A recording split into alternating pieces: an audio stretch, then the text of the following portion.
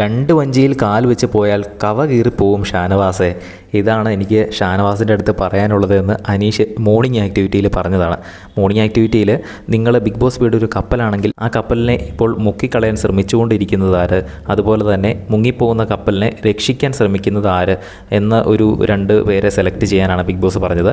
അനീഷ് വന്നിട്ട് നേരെ കപ്പൽ മുങ്ങി താഴ്ത്താൻ ശ്രമിക്കുന്നത് ഷാനവാസ് ആണെന്നാണ് അനീഷിന് തോന്നിയതെന്ന് പറയുന്നു. അതിൻ്റെ കാരണം ഇതാണ്, ബിഗ് ബോസിലേക്ക് വന്ന അന്ന് മുതൽ ഇന്ന് വരെ ഒരു നിലപാടുമില്ലാത്ത ഒരു വ്യക്തിയാണ് ഈ ഷാനവാസ്. അതുപോലെ തന്നെ ഷാനവാസിൻ്റെ അടുത്ത് എനിക്ക് പ്രത്യേകം എടുത്തു പറയാനുള്ളത്, രണ്ട് വഞ്ചിയിൽ കാൽ വെച്ച് പോവുകയാണെങ്കിൽ നിൻ്റെ കവ കീറിപ്പോവും ഷാനവാസെ എന്നാണ് അനീഷ് പറഞ്ഞിരിക്കുന്നത്. അതുപോലെ തന്നെ വിശ്വസിച്ച് ഞങ്ങൾ ക്യാപ്റ്റൻസി കൊടുത്തു, അതിലും ഒരു നിലപാടും കണ്ടില്ല എന്ന് അനീഷ് വ്യക്തമാക്കി.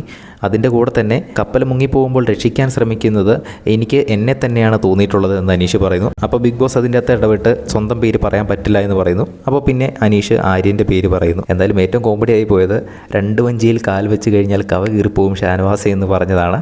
ബിഗ് ബോസിൽ നിങ്ങളുടെ ഇഷ്ട മത്സരാർത്ഥി ആരാണെന്ന് താരെ ഒന്ന് കമൻറ്റ് ചെയ്യുക. ബിഗ് ബോസിൽ കൂടുതൽ ലൈവ് അപ്ഡേറ്റ്സിനായിട്ട് ചാനൽ സബ്സ്ക്രൈബ് ചെയ്യുക.